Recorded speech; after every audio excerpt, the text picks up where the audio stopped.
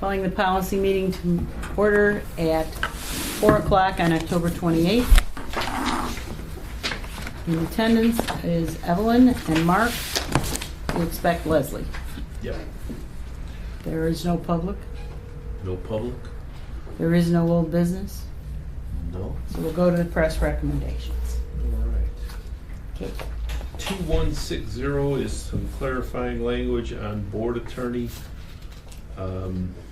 Really, it does nothing different than what we already had. It just clarifies the language.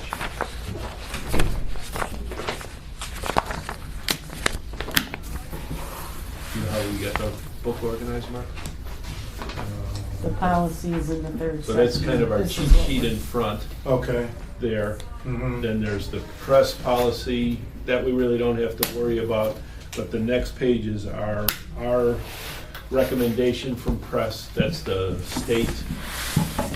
We subscribe to the state and they send us recommendations. Okay. And we run it by our attorneys and then I make a recommendation. So all Okay. we're doing now is going over what the attorney's recommendation was, my recommendation, and then from there, you guys will say whether you're cool with it, and then we'll go to a vote on it. What is your opinion of it? You'll see that in column 4. Okay, so This out of your book, and that'll help, because we'll be Oh, flipping back and forth with this. Thank you. So basically, the first one is just a statement that our attorney can't represent another client if it would be a conflict of interest. They're just Right. putting that in writing, even though it's right, correct. that's always been standard.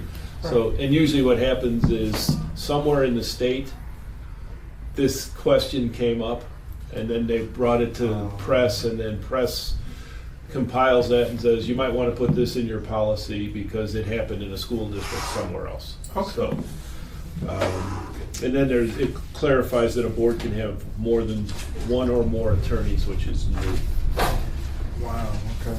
The other piece that's new, if you look at footnote 3, down there it clarifies what the attorneys are expected to do. That's in our policy already, and I don't have a problem with leaving it there. It's kind of standard. Okay. So everybody's okay with that one? Yep. Okay. All right, so we're good.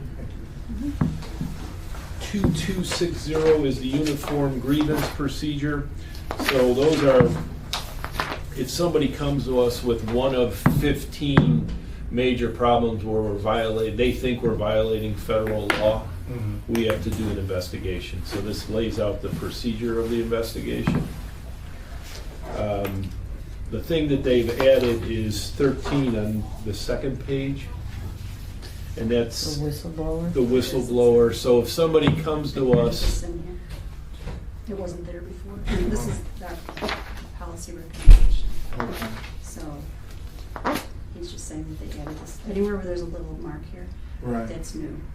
so what that means is if somebody came to us and said one of our teachers was doing something inappropriate, Okay. and we investigated and did all of that stuff, and then somebody came back and went after the person who told us, we have to protect that person and go through proper protocols to make sure we're protecting. So I think the Whistleblower Act was formalized 2 or 3 years ago, and now they're kind of finding places where it applies throughout Should the have been in policy. according to press. So it hits in a couple of different spots. You okay with that? Yeah. Okay. The third, on page 3, it kind of Anything that's new, that's new. Okay. makes sure that we protect students and parents in the process and delineates what we're supposed to do. And that just clarifies, which we've been doing all along, but now it's written. Stay with Okay. The rest of it's kind of just language cleanup. The last one that's significant is on page 5 of 6. The non-discrimination coordinator also serves as the Title IX coordinator. So if Title IX is equal opportunity for females, if somebody Correct. says our baseball fields are way nicer. We're putting more money into our baseball fields than our softball fields. We'd have to go through this process to solve that. So pretty straightforward and clear. I'm not an expert in 4.50, but Tom is an expert in 4.50, so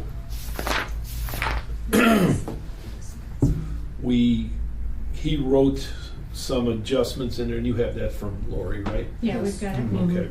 And we eliminated some things that we don't need because they're put right in the procedure.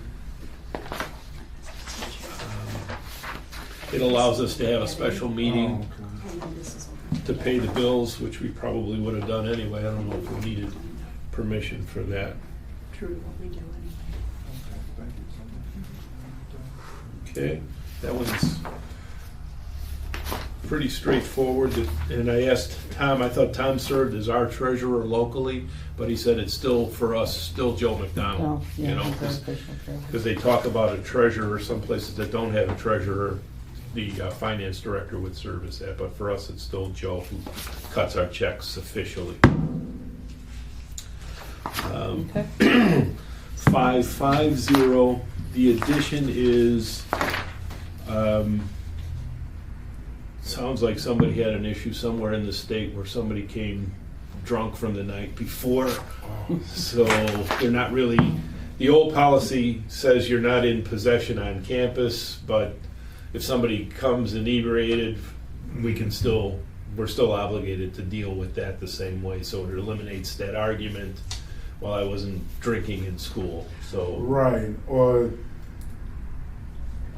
it's the summertime and they get caught with a DUI, then that doesn't. Well, this is more drug and alcohol-free workplace, so Okay. this is more on campus. If you show up to work, Okay. now the policy is if you show up to work in possession of alcohol or inebriated, we're obligated to deal with you. But odds are, if somebody's coming to school, they're hungover from the night before, they stayed out till 4 a.m. and then Right. came at 8 o'clock. Their defense is, well, I wasn't drinking this morning. It eliminates that defense for them. Okay, well, Okay. So, and that one's really optional, but I think it's appropriate for a school to have in there. Good.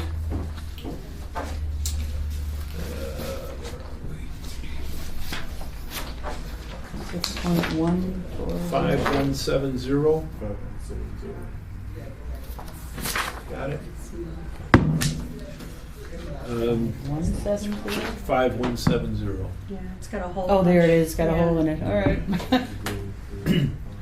This one talks about copyright, and in the old days, copyright had a lot to do with textbooks, and if we wrote something, like, I think a great example is Corey's evaluation book, that big green book, Mhm. that's property of the district now. So people would have to have our permission in order to use that. We would probably give it because we're not making money off of it. But now it really doesn't talk about all the online stuff. So it's just adding a section that people can't steal our stuff, make it their own if it's on a website. So we're just adding that piece. We are an online service provider when our teachers develop documents and put them on the web. Okay. We're not going to get rich off it though. Yeah. 5270 is just footnotes, so we typically don't deal with that. That's just the explanation of the law and why they did it, and that's at the bottom of the page. So 270 and 290 we really don't worry about, but the policy, because the policy remains the same. That's just for us. Okay. So it looks like they updated a law case on the 5290, so the case that they reference, another case became more current, so they eliminate that one. So that's all that is. That's our next active one is 6140.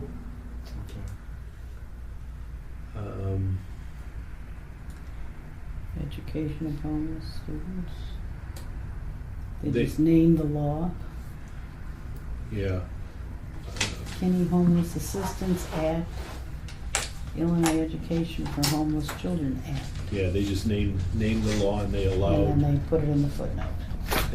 the superintendent to be to have a designee, so. Mm. And they've been doing this for the last 4 or 5 years, where everything says superintendent, but in a bigger district, a lot of this stuff you farm out, so. Okay. Our designee right now, in each of our buildings, the associate principals, and then Okay. Dan oversees them. So actually, my designee is Dan. Dan's designee in the building is the associates. So they just really named that act. So there's absolutely no change to what we're gonna do on that one. 710.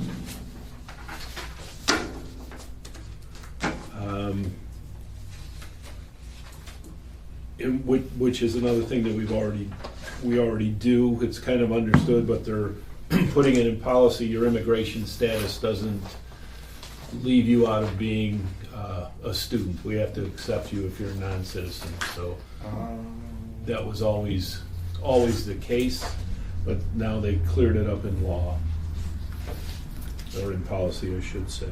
So. They included it in the scheme to make sure it's covered. So somewhere in the state, somebody asked for their green card or something and denied them access because they didn't have a green card. Our people are trained, we don't ask for that. That's not part of, we're obligated to. Any student that comes to our door, we're obligated to educate. Okay. 740. Now, we get tax funding for those kids though, right? You get money for it, right? Okay. And if you get caught not allowing a non-student in, you could forfeit that money. So that's how they tie it to you. Okay. Yeah, so. Okay, well, that's good.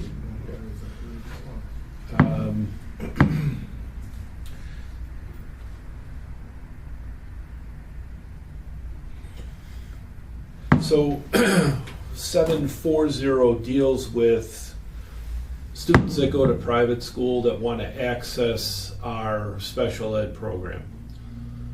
So this law says we can't disallow anybody from a private school if they want to be a part-time student. So sometimes we would offer speech, or we would offer some kind of program that's not in the private school. So they can go to their private school and get those services with us.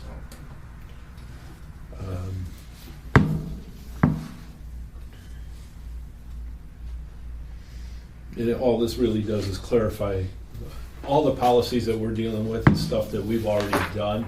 It's just being clarified in formalizing it in policy. You know, Dr. Kendall, if we allow students who are maybe non-U.S. citizens to come here and learn, but we'll look at other kids who are citizens and we'll send like a truant officer or something to say, okay, you don't belong in this district, then here's the difference. Kind of like homeless. Yeah, a non-citizen would still be living within our boundaries. okay, So if they're living within our boundaries, our taxpayers pay for their education. The state pays for their education. We send people out to look for people that live outside our boundaries that are accessing our local tax dollars. So we get, Thornton is a place where they've been struggling. right. So those kids would rather be in our district. Well, their taxpayers, their local tax dollars are not paying for them, so they can't be in our district. So that's the difference. So you're a citizen. If you're not a citizen but you live in Midlothian, we give you an education. Right. Yeah. So those are little different. Okay. Thank you for that. Sure.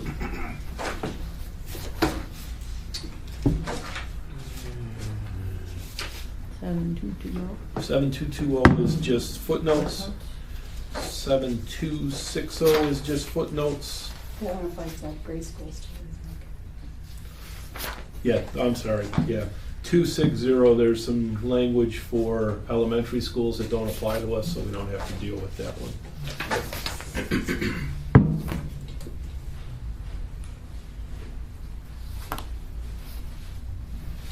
Oh, Hello. Hey, Hello. how are you? Good, good, thanks. You can take a binder there. Okay, here we go. Come on. Come on, buddy.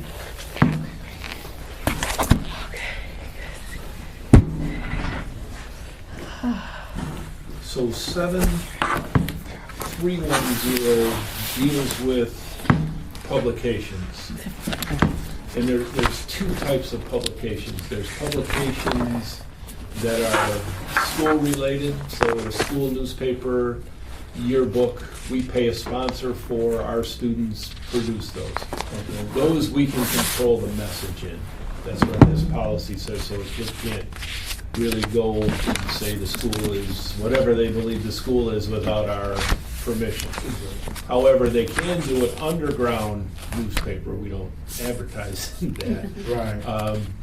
But this policy talks about they can have it, so they're protected by the freedom of speech, but they can't disrupt education. So when it starts to disrupt us, then we have a problem with it. If it doesn't disrupt us, there's not much that we can do about it. When I was at Sandburg, they had a full-blown underground newspaper that we wanted to take out, and you really can't. The kids appreciate it, but it didn't affect the classroom. So you just kind of tolerate it and hope they run out of steam. So that policy that always existed, but now it goes on to electronic devices. So kids are running underground blogs and all of those pieces. So the policy covers that. If those blogs start to disrupt our ability to teach students, now we can discipline.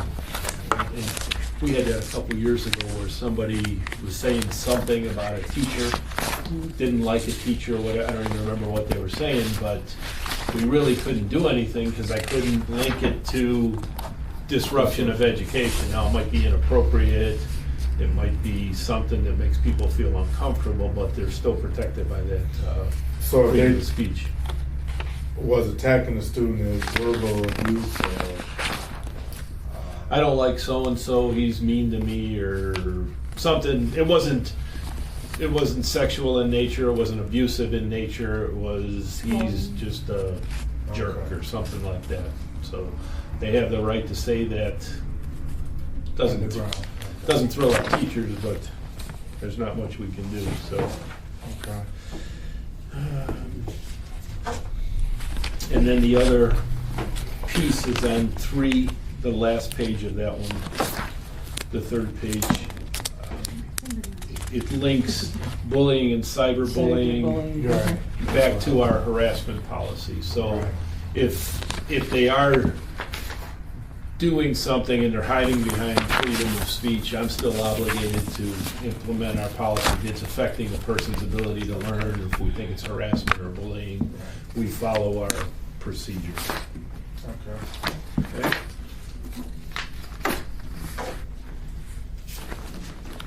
Like this one, they changed the way they spell fundraising. Fundraising, they probably had 3 meetings on Yeah, that. can you imagine? I'm trying to find the portion that's like that. Oh, this is in the, right after, there's 3 orange sections. It was very Oh, important. The middle, that one in the middle is where all these individual ones are like this. At least they did some other things too. No, go up in front of that orange. In front of the orange, okay. One more, I think. There you go. There. Ah, okay, great, thanks. So this one, they changed how we spell fundraising. They added a section where you can't compete with the national school lunch program. We're not involved in that yet, but if it's recommended, we might as well put it in there. If we ever do go to that down the road, that policy piece is already in there. So it doesn't really affect us now, but someday in the future it might. And then it's really just language cleanup and changing numbers after that.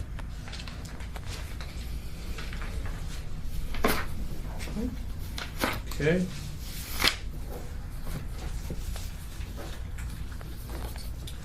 Next one, 810 is community relations. Mm-hmm.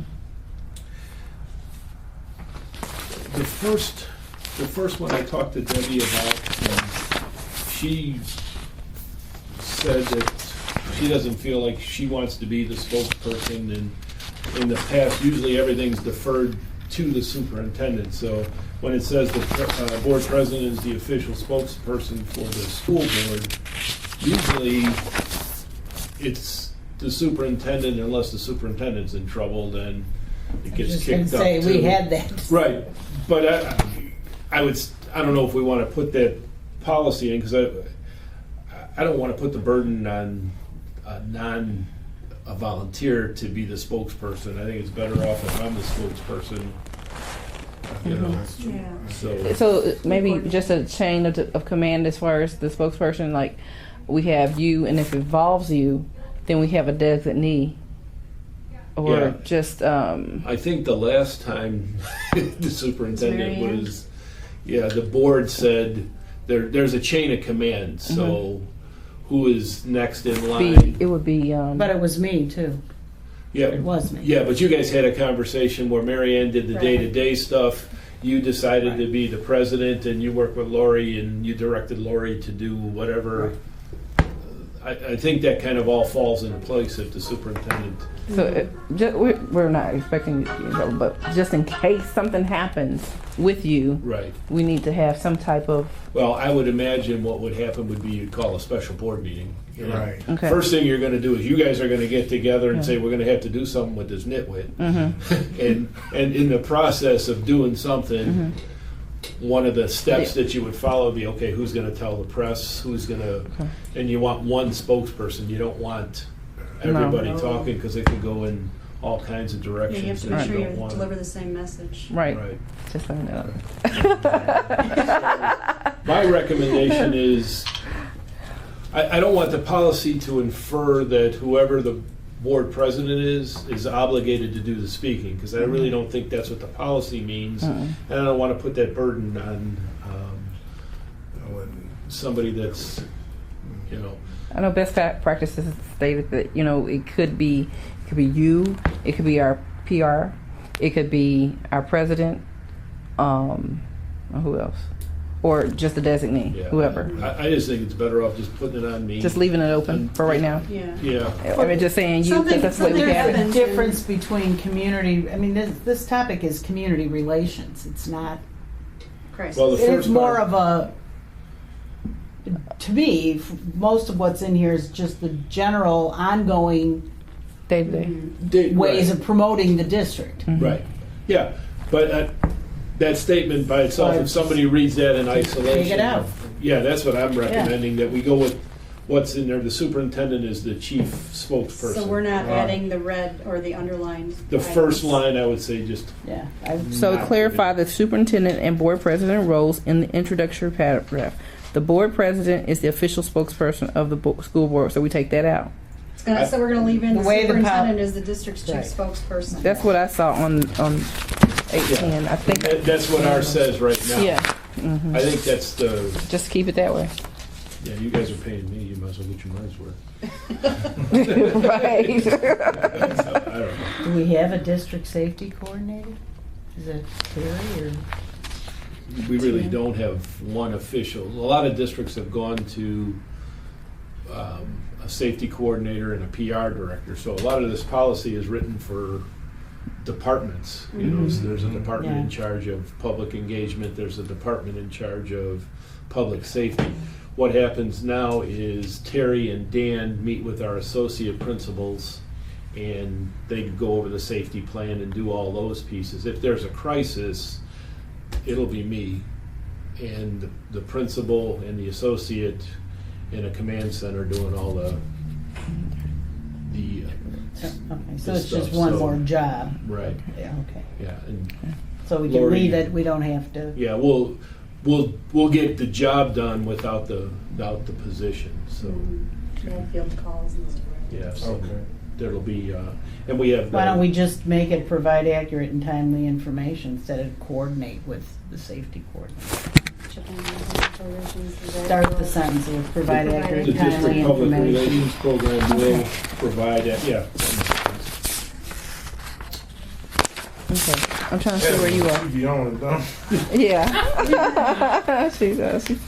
20 years, what, 20 years? 20 something years? 22, but who's 22. Okay, where'd you have? I mean, I know. Back to this I- section on 810, Okay, all the way back, we're way back. Okay, board president's official spokesman. Okay, just take that out. And put superintendent. Okay, what did we say we were going to do? Just scratch out the first sentence. First sentence. First sentence, scratch it out. And in number 8, scratch out from coordinate to the word to. So the first word would be provide. Provide. And the next part, the changes, really what's happened, and I kind of put it in the email to you about your questions with PR. There is not newspapers anymore. So probably when Evelyn started, there was 2 or 3 newspapers at meetings. There was Oh, yeah. people connected and writing And they stories. did come and interview after every meeting. They Right. came and talked to the superintendent. They don't have the the board staff president. anymore. Yeah. They don't come. So That's gone. they don't have the staff. What's happening now is we provide our own PR. So Media you rights see a to lot of them. stories. Every story that's in Southtown or in the Patch is written by Lori or one of the building people Yeah. because they just don't have reporters. They'll only send something out like Lincoln Way North closing, then Yeah, they're if going to some- go to that. if But it's something got to bad's be going on. huge. They'll be there. So It's on. our goal is to have nothing bad go on and Lori control our media message. Yeah, which is, our kids are good. So that's what allows us. This says you can just do it on the website. So Okay. it just gives us our media presence, which we have. A Twitter bunch yet, but we're doing some stuff. Don't. The number 2 there, Bill, it needs to be fixed, but I don't know how to fix it. Under public relations, that the board president and the superintendent will coordinate media relations, but then individuals may speak for the district only with approval of the superintendent. Yeah, and that's more procedure. So the last big ugly case we had was the teacher at Tinley. So I was the spokesperson. There was all kinds of newspaper pieces or the news television stations. So I talked to Teresa and said, okay, Teresa, here's what I want you to talk about. We'll talk about what the district's going to do. So that happens. Our people know not to. So then we just take out that board president sentence, yeah? Yeah, we can. If there's a news truck on our front lawn, I'm getting a call right away, Right. and then we're putting a plan into place, whatever it is. This community engagement piece on page 2 is optional. I hesitate to put it in because I think it's written for a district that has a PR department. Okay. Okay, we have a third of a PR person, so you've probably heard this before. Lori is my secretary, the board secretary, and the PR department. We'd love to have a PR department, but in our financial times, I think we do a pretty good job at a minimal area, so I'm I saying. say no.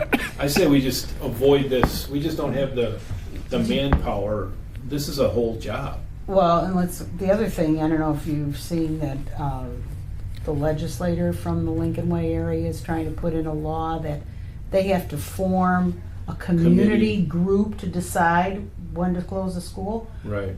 when did that supersede an elected board? Aren't we a representative group of the community? That's- I just think that's Right, that's the argument. bad policy. Right. Mhm. You're And elected this is- to make those decisions, Yeah. right? You Yeah. really think that school's gonna close? Somebody's gonna step in and do something. Oh, I that don't is the think so. hope. I don't- That is the hope, but with the rapid, students, closings of downtown area in There's the so city. many rumors. I Yeah, heard I that don't- they're going There's to so many close it things and going then hang on to it to hopefully reopen it down the road. I don't know how they can. How can you hang on to it? That's absurd. Well, the state recommended them closing too. I know. In order to get their financial situation where it needed to be, their recommendation was closed too. This is what I think is absurd. The state's telling them to close the school, and then the legislators are telling them to make sure the community group is on board with it. It's all about the local vote though, Yeah, right. so I don't think that's gonna pass out of there. They're just trying to keep their local constituents Say, "We're happy trying, and saying, we're I trying." care, we put our best efforts forward. I went to that meeting and they made the decision to close this. Yeah, it's hard. It's hard. So we're in agreement that we just leave that out? Community Okay. engagement, and then the fourth footnote would have to go to. Section is optional. Right. Okay. Okay.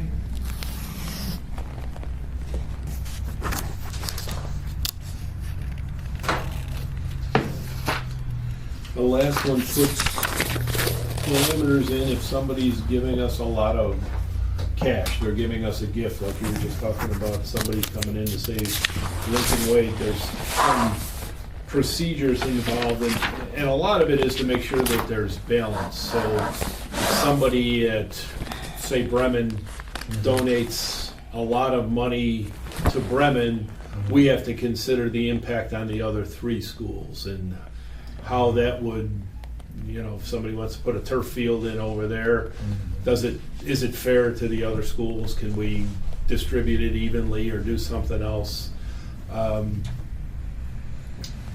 If somebody wants to give us something, but they want their name on it, they want the, We had that. Community Pontiac gave a scoreboard, but their Oh, name right. was all over the back of it, and they had to take it down. right, yeah. Okay. Oak Lawn did that. They named their field, their football field is Hawkinson Field.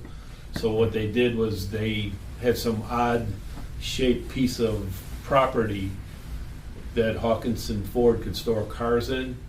So they gave them the property in trade for the artificial surface on the football field and things like that. But it's Hawkinson Field at Oak Lawn High School. So